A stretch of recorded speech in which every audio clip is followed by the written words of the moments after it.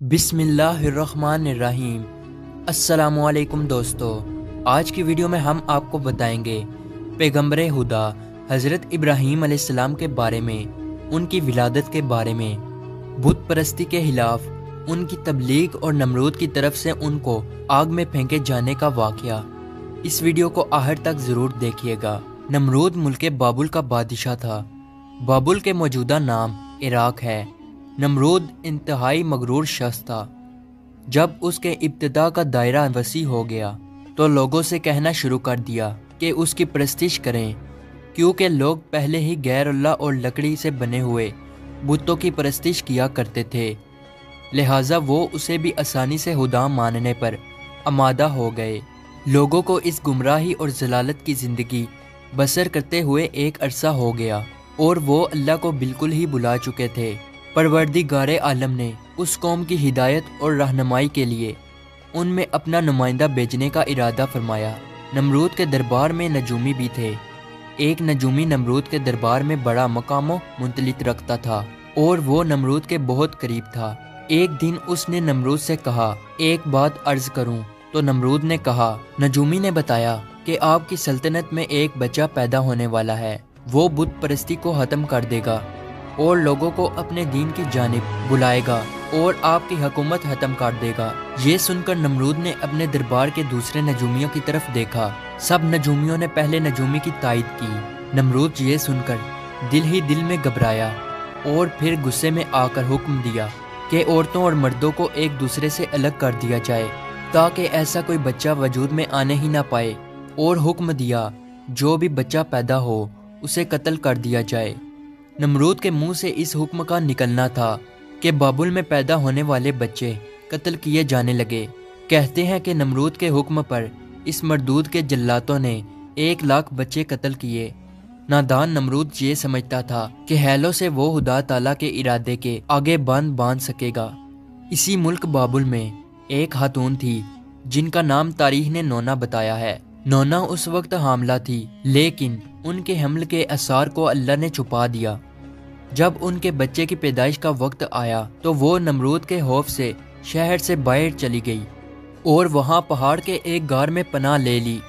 उन्होंने अपने बच्चे को उसी गार में जन्म दिया और फिर बच्चे को लेटाकर फिर खुदा से दुआ की, ए खुदा, मैं अपने जिगर के टोटे को इस गार में लटाकर जा रही हूँ। उन जालिमों से तू ही इसको बचाना जो मासूमों के खून के प्यासे हैं। फिर उन्होंने बच्चे को बोसा दिया और गार के तहखाने को पत्थरों से बंद कर दिया और वापस शहर को लौट गई। जब दूसरे दिन गार में अपने बच्चे को देखने आई तो देखा उनका बच्चा अंगूठा चूस रहा है। उस बच्चे के अंगूठे से दूध जारी था। ये बच्चा कोई और नहीं बल्कि हज़रत इब्राहीम अलैहिस्सलाम थे। अल्लाह रब्बुल इज़्ज़त ने हज़रत इब्राहीम अलैहिस्सलाम के अंगूठे में दूध पैदा कर दिया था और यूं हज़रत इब्राहीम अलैहिस्सलाम को गज़ा पहुंचती रही। इस गज़ा से हज़रत इब्राहीम अलैहिस्सलाम दिन में इतना बढ़ते थे कि जहां एक आम बच्चा महीने में बढ़ता है। आप अलैहिस्सलाम की माँ आपको देखने की गर्ज से रोज़ाना गार में आती। जब आप अलैहिस्सलाम की उम्र 2 साल हो गई तो वो बातें करने लगे, और जब आपकी उम्र 7 साल को पहुंची तो आपकी वालिदा ने बड़ी बड़ी बातें और अखलाक सिखाने लगी। कमज़ोरों की मदद करना और अल्लाह रब्बुल इज़्ज़त के गुजरे हुए पैगंबरों के वाक़यात सुनाया करती। मगर उन्हें क्या मालूम था कि वो जिस बच्चे की तालीम और तरबियत में लगी हुई हैं वो खुद ही एक पैगंबर हैं। आप अलैहिस्सलाम ने अपनी ज़िंदगी के 13 साल उसी गार में गुजारे। उन्होंने एक दिन अपनी माँ से कहा, माँ, मुझे भी अपने साथ शहर ले चलें। माँ ने जवाब दिया, बेटा, शहर में तुम्हारे लिए खतरा है। इसलिए हज़रत इब्राहीम अलैहिस्सलाम रात को उस गार से निकलकर शहर में दाखिल हुए। हज़रत इब्राहीम अलैहिस्सलाम का एक चचा था जिनका नाम आज़र था। यहाँ पे एक नुक्ते की वजाहत करता चलूँ तो रात में आज़र को हज़रत इब्राहीम अलैहिस्सलाम का चचा कहा गया है, जबकि उनके वालिद का नाम तारिक था। कुरान मजीद में उनके वालिद का नाम आज़र कहा गया है। बहुत से उल्मा का अजमा है कि आज़र हज़रत इब्राहीम अलैहिस्सलाम का बाप ना था बल्कि उनके वालिद तारिक थे और वो मुसलमान थे। अरबाब नस्ब का भी इसी पर इत्तफाक है कि हज़रत इब्राहीम अलैहिस्सलाम के वालिद तारिक थे। लिहाजा कुरान मजीद और अक्सर हदीसों में जो आज़र को बाप कहा गया है वो मजाज के तौर पर है, क्योंकि वो हज़रत अलैहिस्सलाम का चचा था और अरब में ये रवाज है कि चचा को बाप कहते हैं। या ये भी हो सकता है कि वो आपका चचा ही रहा हो और तारक की वफात के बाद उनकी वालदा से अक्द किया हो और आपकी तरबियत की हो, इसी सबब से उसको बाप कहा गया है। आज़र मिट्टी, पत्थर, लकड़ी के बुत बनाता, उनको खुद पूजता और लोगों के हाथों फरोख्त कराता था। इस तरह उसका कारोबार बहुत फैला हुआ था। आज़र के बेटे भी बुत फरोशी करते थे। जब हज़रत इब्राहीम अलैहिस्सलाम गार से निकलकर शहर में गए और अपने चचा आज़र के पास पहुँचे तो आज़र ने हज़रत इब्राहीम अलैहिस्सलाम को भी अपने बेटों के साथ बुत बेचने के लिए भेज दिया।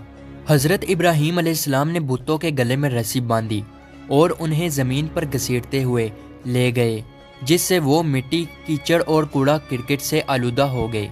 फिर आवाज़ लगाई, ऐ लोगो, आओ और मुझसे वो बुत खरीदो जो बेजान है, अक्लो होश से हाली हैं और कोई नफ़ा या नुकसान नहीं पहुंचा सकते। बुतों के साथ हज़रत इब्राहीम अलैहिस्सलाम का ये सलूक बुत परस्तों की नज़र में बेहद तौहीन आमियत था। फिर बात यहाँ तक आ पहुँची, आज़र ने हज़रत इब्राहीम अलैहिस्सलाम को इस बारे में नसीहत की। एक दिन हज़रत इब्राहीम अलैहिस्सलाम ने अपने चचा से पूछा, चचा जान, आप लकड़ी और मिट्टी के बुत बनाते हैं जो ना बोल सकते हैं, ना सुन सकते हैं, ना आपको कोई नफ़ा या नुकसान पहुंचा सकते हैं। आज़र ने चौंक कर पूछा, क्या तुम हमारे खुदाओं के मुखालिफ हो? देखो, आइंदा इस तरह की बात जुबान पर ना लाना, वरना तुम्हें सज़ा होगी। इसके बाद हज़रत इब्राहीम अलैहिस्सलाम लोगों से मुखातिब हुए और कहा, परिस्तिश और सजदे के लायक ना नमरूद है और ना ये बुत हैं। लायक इबादत सिर्फ अल्लाह ताला की ज़ात है, जिसने सारी कायनात को बनाया, जिसने पूरी दुनिया को पैदा किया। हज़रत इब्राहीम अलैहिस्सलाम का नाम और पैगाम तेज़ी से फैलने लगा। लोग उनकी बात गौर से सुनने लगे। जब उनकी शोहरत नमरूद तक पहुंची तो उसने अपने दरबार के लोगों से पूछा, ये कौन नौजवान है जिसने एक हंगामा खड़ा कर दिया? दरबारी बोले, उसका नाम इब्राहीम है जो आज़र के घर में जवान हुआ है। नमरूद ने हुक्म दिया कि इसे फौरन मेरे सामने पेश किया जाए। नमरूद के भेजे हुए लोग हज़रत इब्राहीम अलैहिस्सलाम के पास आए और उन्होंने नमरूद का पैगाम उन्हें पहुंचाया। हज़रत इब्राहीम अलैहिस्सलाम नमरूद के पास पहुंचे। नमरूद ने पूछा, नौजवान, तुम जिस खुदा की बात करते हो वो कौन है? तो हज़रत इब्राहीम अलैहिस्सलाम ने जवाब दिया, मेरा खुदा वो है जो लोगों को ज़िंदगी और मौत देने की कुदरत रखता है। नमरूद ने कहा, ये तो मैं भी कर सकता हूँ। और उसने एक ऐसे मुजरिम को आज़ाद कर दिया जिसे मौत की सज़ा का हुक्म सुनाया जा चुका था, और एक ऐसे आदमी को फांसी दे दी जिसका कोई जुर्म नहीं था। फिर कहने लगा, अब बोलो, मेरे खुदा होने में तुम्हें क्या शक है? मैं भी तो जिसको चाहूँ ज़िंदगी बख्श दूँ और जिसको चाहूँ मौत बख्श दूँ। हज़रत इब्राहीम अलैहिस्सलाम ने फरमाया, अगर तू सच्चा है तो जिसको कत्ल किया है उसको ज़िंदा करके दिखा। फिर फरमाया, मेरा खुदा सूरज को मशरिक से निकालता है और मगरिब में गरूब करता है, तू इसे मगरिब से निकाल कर दिखा। नमरूद से इस सवाल का जवाब ना बन सका और वो शर्मिंदा हो गया। उस वक्त हज़रत इब्राहीम अलैहिस्सलाम की वालदा ने नमरूद से कहा, बादशाह सलामत, मुझे इजाज़त दें कि मैं इब्राहीम अलैहिस्सलाम को अपने साथ ले जाऊं, क्योंकि ये अभी ना समझ हैं। आज़र बोला, बादशाह सलामत, आप इब्राहीम अलैहिस्सलाम को घर जाने की इजाज़त दे दें, मैं इसे आपकी और बुतों की तौहीन से बाज रखने की ज़मानत देता हूँ। नमरूद ने कहा, मैं तुम्हारी खातिर इब्राहीम अलैहिस्सलाम को माफ़ करता हूँ, लेकिन अगर इसने आइंदा कोई हंगामा खड़ा किया तो मैं इसे ज़िंदा जला दूंगा। इब्राहीम अलैहिस्सलाम इस वाक़या के बाद अपने मिशन से बाज ना आए और उन्होंने एक दिन आज़र से कहा, चचा जान, ये बुत क्या है जिनको आप खुद बनाते हैं और खुद पूजते हैं और खुद ही उनको खुदा मानते हैं? आज़र ये बात सुनते ही बिगड़ गया और उसने कहा, इब्राहीम, फ़ौरन मेरे घर से निकल जाओ, मैं तुम्हें मज़ीद बर्दाश्त नहीं कर सकता। इब्राहीम अलैहिस्सलाम ये कहते हुए घर से निकले। चचा जान, आप नहीं मानते तो मैं जाता हूँ, मगर मैं अपने मिशन से बाज नहीं आऊँगा, क्योंकि मैं खुदा से डरता हूँ और उन बुतों से या नमरूद से नहीं डरता। حضرت ابراہیم علیہ السلام نے اپنے چچا کے گھر سے الگ اپنا کوئی انتظام کر لیا اور وہاں سے چلے گئے، مگر اپنے قول کے مطابق اللہ کی بندگی کی دعوت دیتے رہے اور بتوں کی خدائی کا انکار کرتے رہے۔ ملک بابل کے لوگ ہر سال ایک عید منایا کرتے تھے اور اس دن کچھ خصوصی کام انجام دیا کرتے تھے، چنانچہ وہ لوگ سارا دن شہر سے باہر گزارتے تھے۔ ایک دفعہ جب عید کا دن آیا اور وہ لوگ شہر سے باہر چلے گئے تو حضرت ابراہیم علیہ السلام اکیلے اس شہر میں رہ گئے۔ جب حضرت ابراہیم علیہ السلام نے دیکھا کہ شہر خالی ہے اور بت خانے کا کوئی محافظ بھی نہیں ہے، حضرت ابراہیم علیہ السلام نے ایک کلہاڑا لیا اور بت خانے میں جا پہنچے۔ اس عالی شان بت خانے کو دیکھنے لگے جس کو بڑی نفاست کے ساتھ سجایا گیا تھا۔ اس میں مختلف بتوں کو ان کے مطابق ترتیب میں رکھا گیا تھا۔ تب آپ نے ان بتوں کا مذاق اڑانے کے لیے کھانا ان کے آگے رکھا جو آپ ساتھ لے گئے تھے۔ آپ نے ان سے کہا، کیا تم کھانا کھاؤ گے؟ جب بتوں کی طرف سے کوئی جواب نہ ملا تو کہا، تم بولتے کیوں نہیں؟ لیکن اب بھی کوئی جواب نہ ملا۔ اس پر حضرت ابراہیم علیہ السلام نے کلہاڑا اٹھایا اور ایک کنارے سے بتوں کو توڑنا شروع کیا۔ سارے بت چکنا چور کر دیے۔ آخر میں سب سے بڑے بت کے کندھے پر کلہاڑا رکھا اور بت خانے سے چلے گئے۔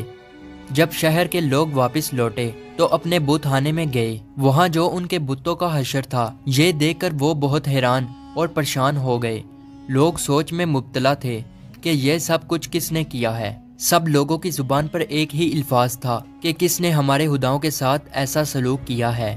بعض لوگوں نے کہا، ہم نے ایک نوجوان کو بتوں کی برائی بیان کرتے ہوئے سنا ہے کہ جس کا نام ابراہیم ہے، وہ بتوں کی عبادت کو بے عقلی کا کام سمجھتا ہے اور اس نے ہمیں لعنت ملامت بھی کی تھی، اس لیے ممکن ہے کہ یہ کام اس نے ہی کیا ہو۔ اس طرح حضرت ابراہیم علیہ السلام پر شک ظاہر کرنے کے بعد ان پر ایک مقدمہ چلا۔ انہوں نے حضرت ابراہیم علیہ السلام سے پوچھا، کیا ہمارے خداؤں کے ساتھ یہ سلوک تم نے کیا ہے؟ تو حضرت ابراہیم علیہ السلام نے بڑے اطمینان سے جواب دیا، یہ بات اس بڑے بت سے پوچھو کہ جس کے کندھے پر کلہاڑا ہے۔ اس شخص نے کہا، وہ تو بول نہیں سکتا۔ حضرت ابراہیم علیہ السلام نے جواب دیا، جی ہاں، بولنا تو دور کی بات ہے، اگر اس کی آنکھ پر کوئی مکھی بھی بیٹھ جائے تو یہ اسے بھی اڑا نہیں سکتا، بھلا دوسرے کو کوئی نفع یا نقصان کیا پہنچائے گا؟ مگر تعجب کی بات یہ ہے کہ تم لوگ پھر بھی اس مجبور لاچار کو خدا مانتے ہو، اس کو سجدہ کرتے ہو اور اس کی پوجا کرتے ہو۔ بس نہیں کرتے ہو تو اس خدا کی عبادت جس نے ساری کائنات کو پیدا کیا اور جو ہر چیز پر قدرت رکھتا ہے۔ لوگوں نے حضرت ابراہیم علیہ السلام کی باتیں بڑے غور سے سنی اور سوچنے لگ گئے کہ واقعی ہی نوجوان سچ کہتا ہے۔ سچ مچ لکڑی، مٹی اور پتھر کی مورتیوں میں کیا طاقت ہے، لیکن ایک آدمی کے دل پر آپ علیہ السلام کی باتوں کا الٹا ہی اثر ہوا۔ وہ بولا کہ ہمارے خداؤں کا ستیہ ناش تم نے ہی کیا ہے، اور اگر تمہیں چھوڑ دیا جائے، آج تم نے ہمارے بتوں کو توڑا ہے، کل ہمارا بت خانہ ہی توڑ ڈالو گے، اس لیے تم جیسے انسان کو زندہ نہیں چھوڑا جا سکتا۔ تو لوگ اس وقت وہاں موجود تھے تو وہ یہ سب کچھ سن رہے تھے۔ یہ شخص نمرود کا بھیجا ہوا جج تھا۔ لوگ کھڑے اس بات کا انتظار کر رہے تھے کہ دیکھیں نوجوان کے لیے کیا سزا تجویز کی جاتی ہے۔ اس سزا کو سننے کے لیے انہیں زیادہ انتظار نہ کرنا پڑا۔ جج بولا، ابراہیم، تمہارے اس جرم کی سزا یہ ہے کہ تمہیں زندہ جلا دیا جائے گا اور تمہاری خاک ہوا میں اڑا دی جائے گی۔ ابراہیم علیہ السلام نے کہا، میں تمہارے اس فیصلے سے نہیں ڈرتا، زندگی اور موت کا مالک میرا اللہ ہے، میں جو کچھ کہہ رہا ہوں وہ حق ہے اور میرا اللہ سن رہا ہے۔ جج نے حضرت ابراہیم علیہ السلام کو جو فیصلہ سنایا، نمرود نے اس پر عمل درآمد کرنے کے لیے فوراً تیاری شروع کر دی۔ اس نے اس شہر اور ادھر ادھر کے علاقے میں اعلان کرا دیا، ہمارے بتوں کو توڑنے اور ان کی توہین کرنے والے نوجوان کو زندہ جلانے کے لیے سب لوگ ایندھن اکٹھا کریں۔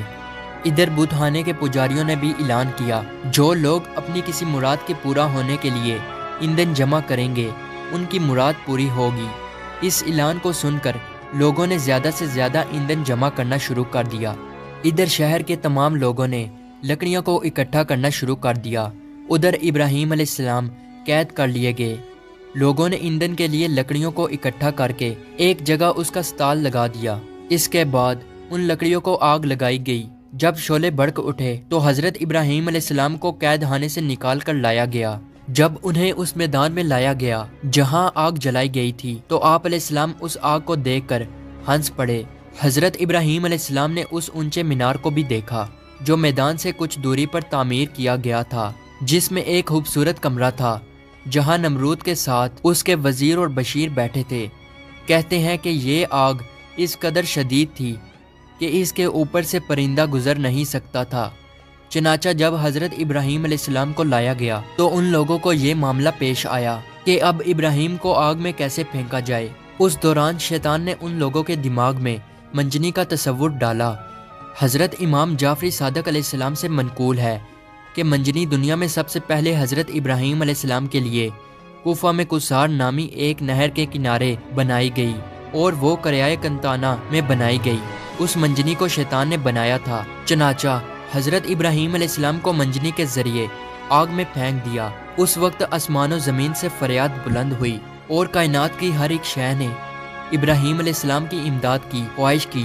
زمین نے کہا، پروردگار، مجھ پر سوائے ابراہیم علیہ السلام کے تیری عبادت کرنے والا کوئی اور نہیں ہے، کیا تو راضی ہے کہ لوگ اسے جلا دیں؟